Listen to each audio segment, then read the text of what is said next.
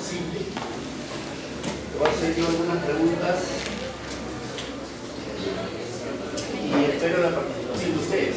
¿Han visto el podcast o no? ¿Han escuchado? No. No.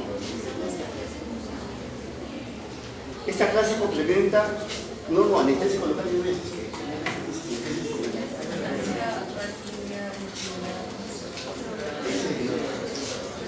Sí, bueno, hoy vamos a repetir la clase de la vez pasada. Ya, acá estamos.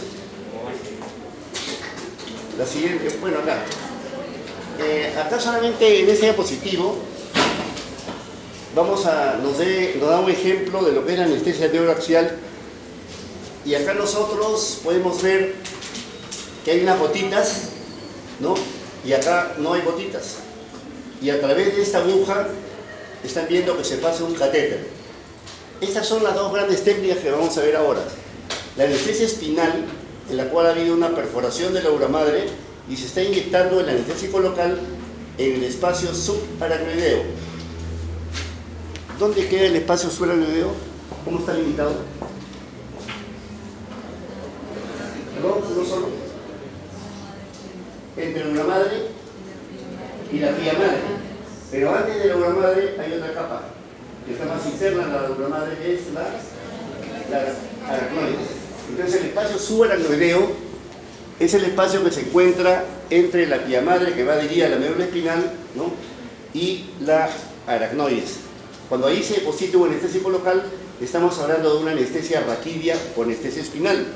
Cuando no se perfora la aura madre, o sea que solamente acá se está en el espacio epidural, se ha pasado el ligamento amarillo y acá está la aura madre, eso sería una anestesia epidural o peridural. La siguiente. Solamente acá para diferenciar la anestesia regional, acá nadie puso inconsciencia. Efectivamente, en la anestesia regional no hay inconsciencia. Es la gran diferencia.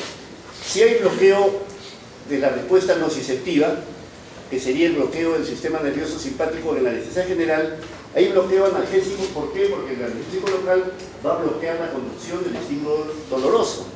En la anestesia general tenemos nosotros inconsciencia e implícita la amnesia, el control del sistema nervioso autónomo y la inmovilidad del paciente a través de relajantes.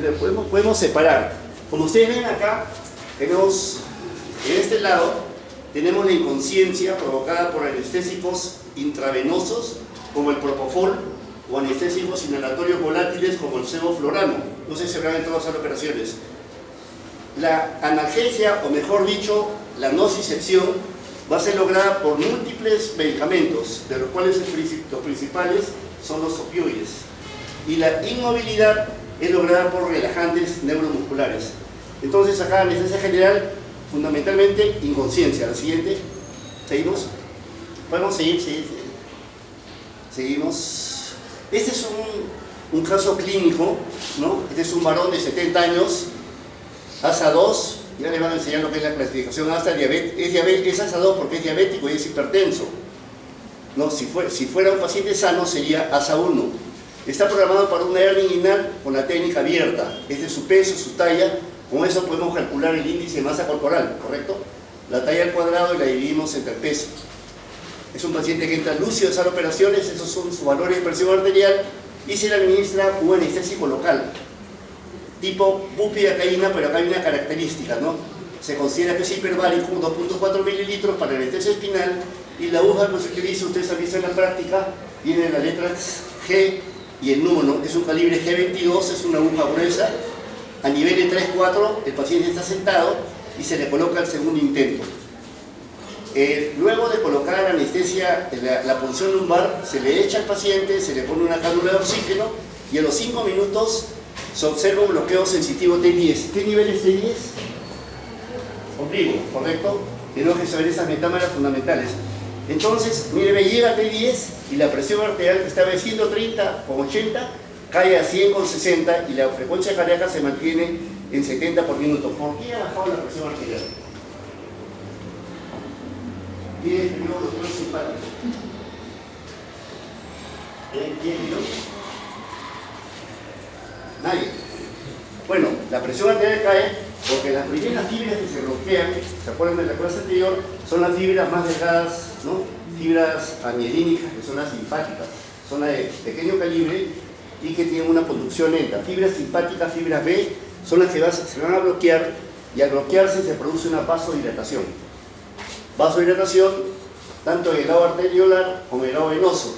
Disminuye la resistencia vascular sistémica, aumenta la capacitancia venosa, disminuye el gasto cardíaco, cae la presión arterial. Pero como es un bloqueo bajo, hoy es T10, existe el mecanismo compensador, vasoreceptor, se produce taquicardia. Entonces, pero vemos que acá no hay una taquicardia evidente, está todavía en 70 por minuto, si bajó la presión arterial, esto debería subir un poco más, pero vamos a ver qué pasa.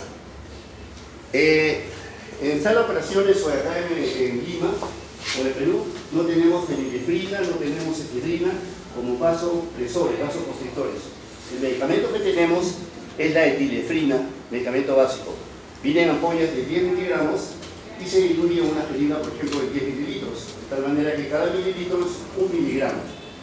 Como es un efecto simpático, se bloquea el simpático, le damos nosotros etilefrina, que tiene efecto simpático alfa 1, que produce vasoconstricción, aumenta la presión arterial, pero también tiene efecto beta 1 o 2. ¿No? ¿Beta qué? Para que produzca taquicardia, ¿beta 1 o beta 2? Beta 1, ¿no? Entonces este medicamento tiene efecto beta 1, alfa 1 y beta 1, ¿no? Y la presión arterial, a pesar de eso, está en 90,60, por lo tanto, se aumentó, se dio el vasoconstrictor. Este paciente tiene un catéter venoso periférico, se les ha enseñado, todo paciente que entra a hacer operaciones debe tener un catéter venoso periférico de alto flujo, se le ha puesto un G18, ¿correcto? La presión arterial no sube y la frecuencia cardíaca empieza baja, ¿no? Entonces, si la frecuencia cardíaca baja, ¿ese efecto ya es simpático o parasimpático? ¿No? Parasimpático. O sea, probablemente acá el simpático está bloqueado y se ha activado el sistema nervioso parasimpático, ¿no? Y efectivamente, nosotros administramos atropina, que es un parasimpático lítico, 0.5 miligramos en total, o sea, en la mitad, un bolo de 0.25, no respondió, otro bolo de 0.25, la frecuencia cardíaca aumentó a 80 por minuto y la presión un poco que se normalizó, ¿no? El paciente, estando echado, sigue despierto, condición sine qua non de anestesia regional, está hablando y con fuerza, digamos, o sea, yo le digo, nosotros le decimos, señora, cuando se le pone una anestesia espinal, la anestesia puede llegar un poquito alta, se van a bloquear los nervios intercostales, porque está alta, ¿no? T10, acá será T8, apéndice tifoides T6, mamilas T4. Si el bloqueo es alto, se van a bloquear los nervios intercostales. La persona va a respirar un poco más dificultosa que cuando no tenía anestesia, pero va a seguir respirando. ¿Por qué? ¿Qué nivel de diafragma? ¿Qué nivel? Tiene que ser arriba, C3 a 5 para que se bloquee. O sea, la persona siente una sensación de disnea, por eso le ponemos oxígeno, una almohadita, le decimos, yo le digo, no sé cómo se llama, ya yo me llamo Verónica, apriete sus manos, quiere decir que estamos con un bloqueo alto, pero no un bloqueo que le impida pues controlar su ventilación o perder la conciencia. Entonces, al final la cirugía terminó sin eventualidades, el paciente pasó a una sala de recuperación. Acá estamos viendo que un paciente ha sido evaluado en el preoperatorio, porque este paciente sabemos que es diabético, tiene que estar controlado, su presión arterial también tiene que estar controlada, y al final de la operación sale a la sala de recuperación posanestésica. Entonces ahí hablamos nosotros de un preoperatorio, el intraoperatorio y el posoperatorio. Y todo eso es el perioperatorio de un paciente. La siguiente. La siguiente. Acá, para ver, siempre les pongo en la práctica este esquema, médula espinal. Acá tenemos nosotros el asta posterior sensitiva, el asta anterior motora. Acá tenemos el ganglio de la raíz posterior, acá tenemos el agujero de conjunción, ¿no? Y el nervio espinal tiene ramas sensitivas, rama motora y también rama simpática, como ahora vamos a ver. Acá tenemos la aracnoides, la vía madre, el espacio subaracnoideo, y acá tenemos líquido cefalorraquídeo. El indicador, como he mencionado, de que yo hago una punción lumbar y estoy en el espacio subaracnoideo es la salida del líquido cefalorraquídeo. La siguiente. Acá para ver ¿qué es un rami comunicante? Un rami comunicante, blanco, gris.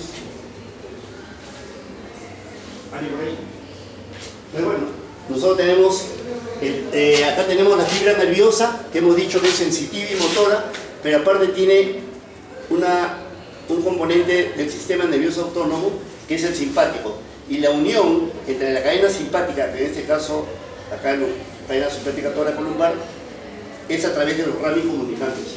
El rami comunicante blanco, que es mielínico, y el rami comunicante gris, que no, es amielínico. Con eso se constituye la fibra nerviosa, que además tiene fibras propioceptivas. Pero para entenderlo mejor, acá vamos a referirnos a una fibra simpática, a una rama simpática, sensitiva y motora. Acá solamente para enseñar el espacio epidural, acá es la apófisis espinosa, ¿no?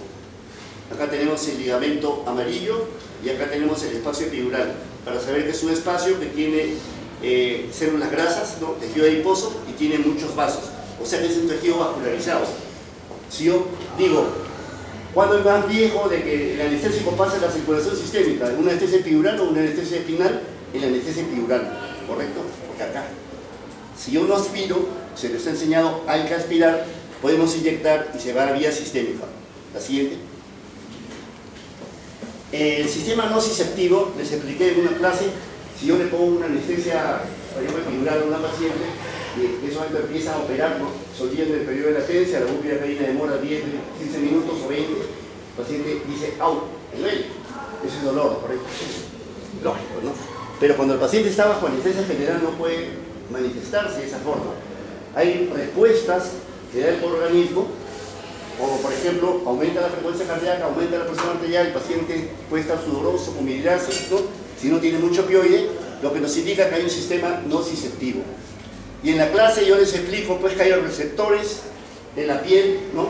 En la piel y en los órganos internos son receptores nociceptivos, receptores de dolor, que cuando son bloqueados con un anestésico local, vamos a tener el efecto local de un anestésico local por infiltración, que es lo que hacemos en la práctica, ¿no? O sea que bloqueamos a este nivel antes de que la fibra aferente llegue al ganglio de la raíz dorsal. Pero si llega a la raíz dorsal y yo lo bloqueo acá con una anestesia espinal, lógicamente por debajo, en la médula espinal, por debajo de L2, entonces yo voy a tener una anestesia neuroaxial. Pero si yo lo bloqueo arriba, utilizando opioides, ¿no? Estoy utilizando ya un término de analgesia, bloqueo nociceptivo del dolor, ¿no? Se bloquea la respuesta simpática al dolor con opioides y como vieron en ese esquema, con otros medicamentos, ¿no? Infusiones de lidocaína, de sulfato de magnesio, dexmedetomina. Hay muchos componentes de lo que se llama la analgesia multimodal, no solamente son los opioides. Tiene un sistema aferente, que es el que entra, y un sistema eferente, que es el que va a traer la información y al final vamos a tener dolor. La siguiente. Cuando hablamos nosotros de este sistema nociceptivo, acá tenemos las fibras desde la piel que van a llegar al bulbo raquídeo, no a la médula, y acá tenemos ese núcleo que es importante, el núcleo del tracto solitario, que va a tener dos núcleos. El núcleo simpático, que es la médula lateral, ¿no? La médula ventral, rostral y caudal. Estos son dos núcleos simpáticos, uno de ellos que va al corazón con efecto beta 1 y otro que va a los vasos periféricos con efecto alfa 1. Vasoconstricción, aumento de fuerza de contracción, aumento de la frecuencia cardíaca. Ese sistema está bloqueado con una anestesia raquídea baja, de T10 para abajo. Pero si nosotros tenemos un bloqueo a nivel de T4, se va a bloquear el simpático torácico y el que va a actuar es el sistema parasimpático, núcleo de tracto solitario, el núcleo ambiguo y esta fibra preganglionar larga es el nervio vago, décimo par, va a llegar hasta el nódulo sinusal, la fibra postganglionar es corta y va a actuar sobre el nódulo sinusal y va a producir una disminución de la frecuencia cardíaca. Entonces, si yo tengo en una anestesia neuroaxial, hipotensión arterial y bradicardia, quiere decir que mi bloqueo es alto. Y si yo tengo taquicardia con una hipotensión, una anestesia arterial, quiere decir que todavía es baja, ¿no? Los tratamientos son diferentes, como hemos visto en el ejemplo.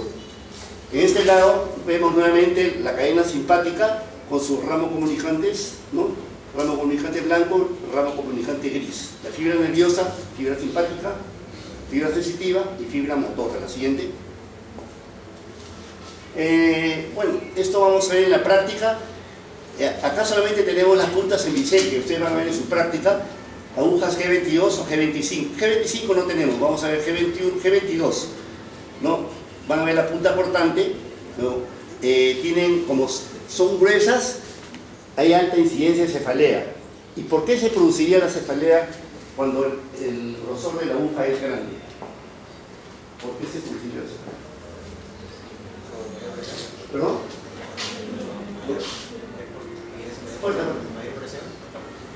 No, pero tiene que pensar que cuando yo entro con una raquidia intestinal o una punción lumbar, voy a perforar la dura madre. Voy a dejar un agujero. Y por ese agujero pasa el líquido, sobre todo cuando aumenta la presión en el espacio suelo-video, que sería cuando la persona, por ejemplo, tose, cuando se para, no aumenta la presión intracraniana, ¿no? La presión del líquido cefalorraquídeo, y como hay un agujero, sale líquido. Y si sale mucho líquido, va a producir, ahí hay una hipotensión endocraniana y hay una tracción. Y parece que ese sería el mecanismo de la cefalea que se produce después de una punción lumbar, ¿no?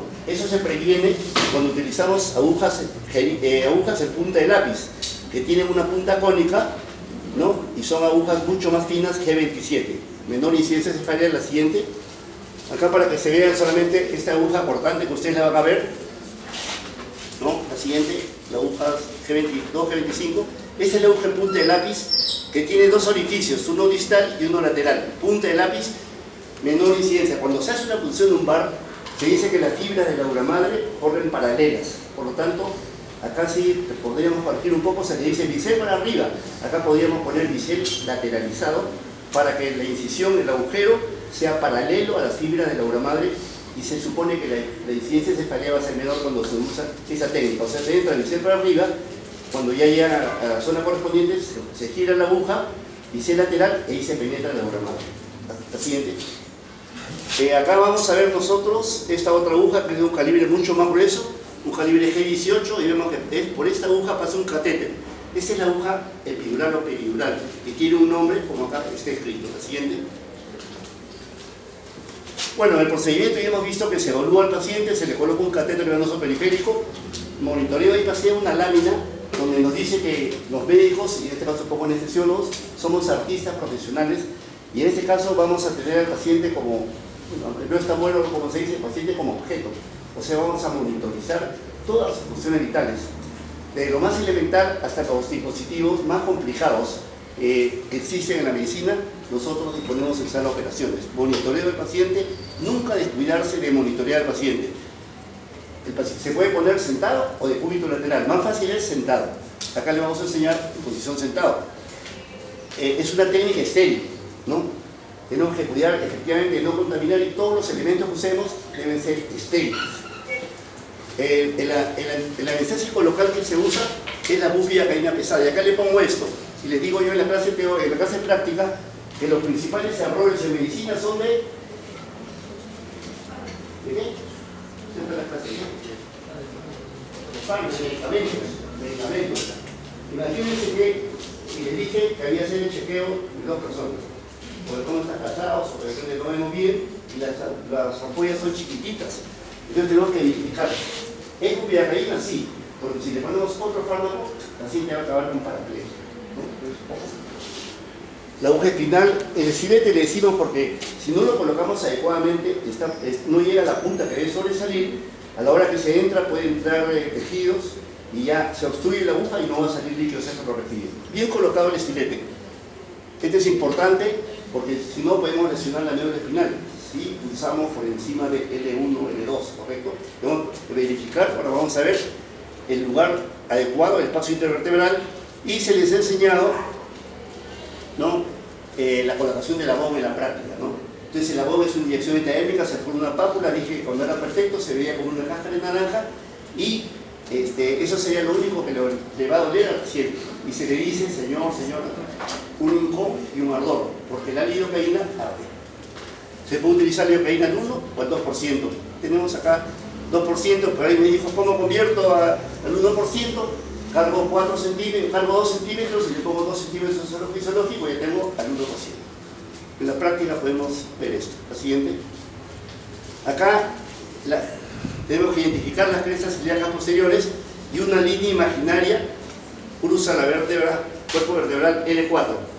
Podemos pulsar L3, L4 o L4, L5.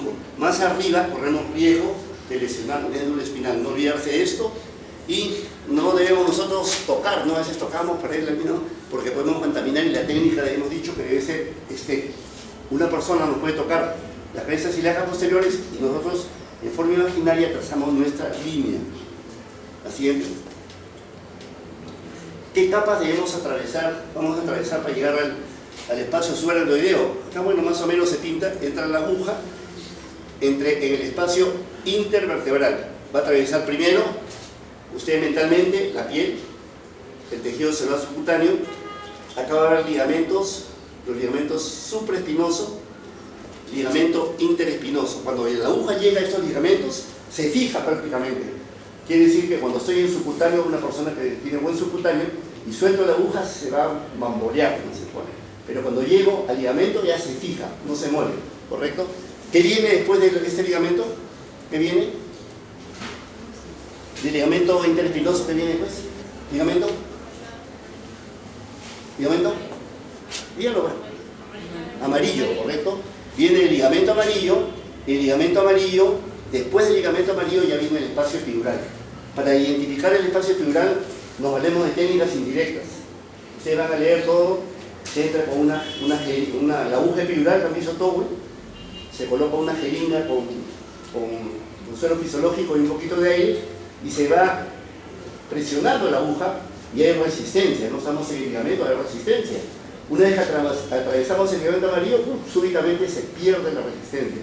Técnica de la pérdida de la resistencia. Ustedes no van a poner epidural, pero deben saber porque puede ser preguntas de examen, ¿no? Puede ser colocándole una gotita de agua, no de líquido, a la hora que se pasa el ligamento amarillo, se absorbe, se chupa la gota, ¿no? Porque hay una presión negativa. Esa es la respuesta. Hay una presión negativa en el espacio epidural y por eso se pierde la resistencia. Una vez que ya hemos atravesado el espacio epidural, viene la dura madre. Una aguja rectilia, nosotros vamos a atravesar, dura madre, ¿no? Dura madre, y una vez que atravesamos dura madre, llegamos al espacio subaracnoideo. Cada vez que hay una punción lumbar, tienen que hacer mentalmente las estructuras que van atravesando, no hacerlo mecánicamente, ¿no? Si se choca, ¿qué puede ser? Que no estamos muy centrados. En la parte de procedimiento, parece que decía central, mediana o paramediana. Lo ideal es entrar en el medio, igual como vamos a hacer en la práctica de RCP, ¿no? Que ahí vamos a establecer dónde debe ser la línea media, digamos, ¿no? Acá también vamos a trazar una línea y vamos a marcar con nuestra uña la parte central del espacio intervertebral y vamos a entrar allí, no por el costado, porque por el costado están los nervios y los vasos. La siguiente. Acá vemos mediano, ¿no? Vamos a entrar en abordaje mediano, colocación de la aguja, ya mencioné cómo una vez que se llega al líquido cefalorraquídeo, al espacio subaracnoideo, retiramos el estilete y va a salir flujo libre de líquido cefalorraquídeo. Es el indicador. Si no sale el líquido cefalorraquídeo, no estamos en espacio subaracnoideo. Con lentitud, generalmente ponemos a chorro. Cuanto más rápido pongamos o más fuerza, el anestésico entra de forma turbulenta y el nivel va a ser más alto.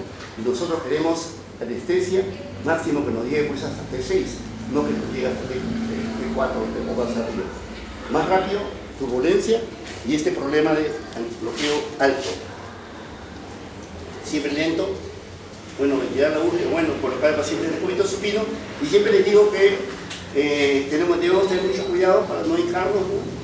Igual como ponemos un catéter venoso periférico y debemos documentar el procedimiento. Este paciente ya firmó en la evaluación previa anestésica su consentimiento informado. Está el nombre del médico, su firma, su sello, el nombre del paciente, su firma y también su huella digital. Si no, no le podemos realizar ningún tipo de procedimiento. La siguiente. Acá en las metámeras, como hemos visto, T10 es el ombligo, ¿no? A nivel de T8, digamos la parrilla costal, T6 el apéndice sifoides, T4 la mamila en términos generales. Los que van a ser neurólogos van a tener que dominar bien todas estas metámeras para ver, ¿no?, los problemas. Eso es importante también cuando existe una lesión neurológica que no queremos que se produzca, pero si ocasionalmente ocurre tenemos que dominar esto para poder explicar qué está pasando con el paciente. La siguiente.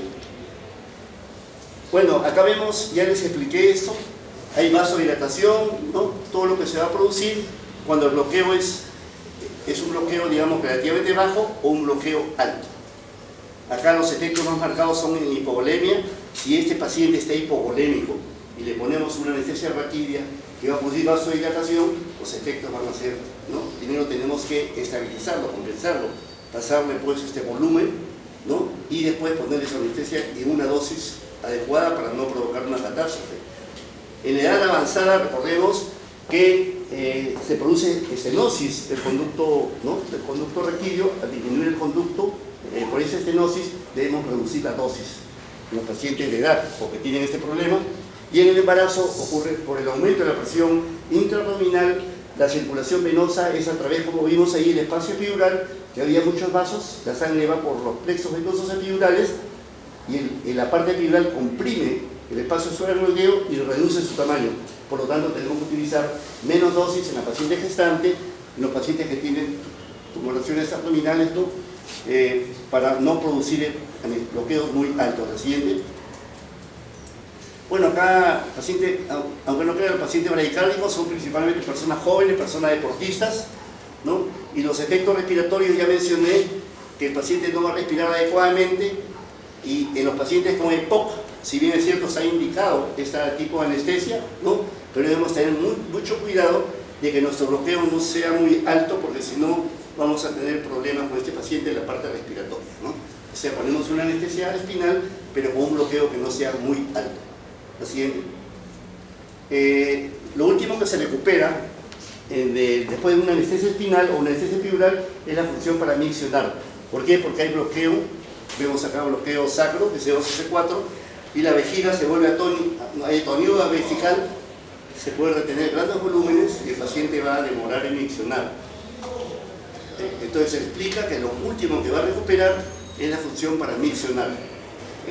En la parte intestinal hay un predominio de tono parasimpático, no sé si habrán visto en esas operaciones, se le coloca una anestesia espinal y el paciente pues contamina esas operaciones y a veces antes se suspendía la operación o hay que hacer una limpieza, ¿no? Ese es por el efecto del bloqueo simpático y predominio parasimpático. Los pacientes con anestesia regional refieren que tienen escalofríos en el postoperatorio.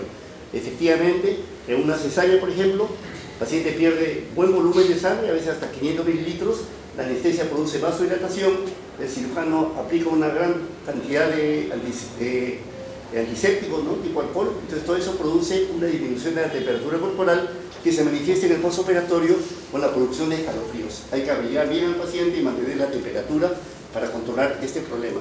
Solamente esto he puesto acá porque si un paciente es diabético y se le puede poner una anestesia regional neuroaxial, preferible poner esa anestesia antes que una anestesia general, porque acá no se altera el metabolismo de la glucosa, mientras que en la anestesia general sí hay descarga de las hormonas contrarreguladoras de la insulina y puede haber aumento de la glicemia, ¿no?, en estos casos. Siguiente. ¿Qué es el bloqueo diferencial? Si ustedes escucharon el podcast, ahí le dicen que en una analgesia de parto se puede poner una pequeña dosis y al paciente se bloquea las fibras sensitivas, pero las fibras motoras permanecen activas. O sea, la paciente con una anestesia epidural puede empujar, pero no le duele. Pero también el concepto de bloqueo diferencial se aplica en ese sentido, que como las fibras autonómicas son más delgadas, quiere decir que en un bloqueo que llega, por ejemplo, T8, un bloqueo sensitivo hasta T8, quiere decir que el bloqueo simpático está en T6. T8 bloqueo sensitivo, ¿no?, y T10 el bloqueo motor. O sea, las fibras motoras como son más gruesas, son las que se bloquean, están bloqueadas más abajo. Las fibras sensitivas son las que segundo se bloquean, están un poco más arriba y el bloqueo simpático es más alto. Por eso que el paciente hace hipotensión. O sea, porque el bloqueo está en T8, no, pero el simpático está a nivel de T6. ¿Se entendió esta parte? O sea que las fibras más delgadas son las que más se bloquean y esto se llama bloqueo diferencial. Las fibras autonómicas, bloqueo más alto que el sensitivo, y el bloqueo motor más bajo que el sensitivo. ¿Está bien? Lo siguiente. Bueno, acá esto para médicos anestesiólogos, cómo calculamos la dosis de bupivacaína para un paciente de esa talla promedio. Esto está escrito en los libros. El medicamento que se utiliza es la bupivacaína hiperbárica. La siguiente. El bloqueo se debe a la varicidad. Si ustedes en la práctica van a ver un frasco de anestésico local, eso sería una densidad casi semejante a la del líquido cefalorraquídeo. Entonces sería un anestésico local isobárico. Si nosotros le agregamos dextrosa, aumentamos su densidad y lo convertimos en hiperbárico. Y si le agregamos agua destilada, estamos disminuyendo su densidad y lo convertimos en hipobárico. Entonces tenemos tres soluciones, de las cuales en anestesia utilizamos esta, bupivacaína hiperbárica, porque queremos que la anestesia sea para abajo, no para arriba. Depende de la dosis, ¿no? Depende del volumen también, ¿no? Porque puede ser una concentración, dos concentraciones diferentes y aplicamos diferentes volúmenes, y si el volumen es muy alto podemos provocar un bloqueo mayor, podemos provocar un bloqueo más alto, y depende de la posición del paciente. Esto es muy importante porque de repente un paciente en la operación anterior terminó en posición de Trendelenburg. ¿Cuál es la posición de Trendelenburg?